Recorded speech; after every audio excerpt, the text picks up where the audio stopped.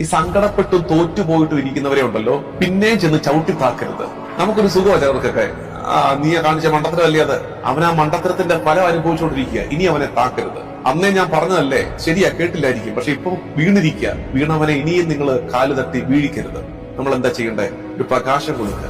മറ്റുള്ളവരുടെ ജീവിതത്തിലേക്ക് ഒരു മെഴുകുതിരി വെളിച്ചത്തിന്റെ പ്രകാശമെങ്കിലും പങ്കുവെച്ചു കൊടുക്കാൻ പറ്റണം നമുക്ക്. അപ്പൊ അറിവ് മാത്രം കൊടുത്തോണ്ടിരിക്കരുത്. ചിലർ അറിവാ ഉള്ളത്, എല്ലാം അറിവുകൊണ്ട് മാത്രമായില്ല. അറിവ് കൊടുത്തിട്ട് അതിനെ തുടർന്ന് അവരുടെ ജീവിതത്തിൽ മുന്നോട്ടൊരു ചുവട് വെക്കാൻ തക്കവിധം ഒരല്പം പ്രകാശം അവരുടെ വഴികളിലേക്ക് ഒന്ന് വീഴിച്ചു കൊടുക്കണേ.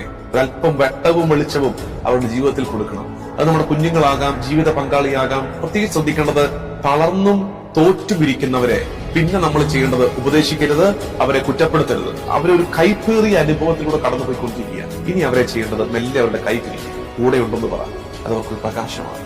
കൂടെ ഉണ്ടെന്ന് പറ, നമുക്ക് ശ്രമിക്കാമെന്ന് പറ, മുന്നോട്ട് നടക്കാം, ഒന്നും അവസാനിച്ചിട്ടില്ലെന്ന് പറഞ്ഞുകൊടുക്കുക. മറ്റുള്ളവരുടെ ജീവിതത്തിൽ പ്രകാശം കൊടുക്കുക.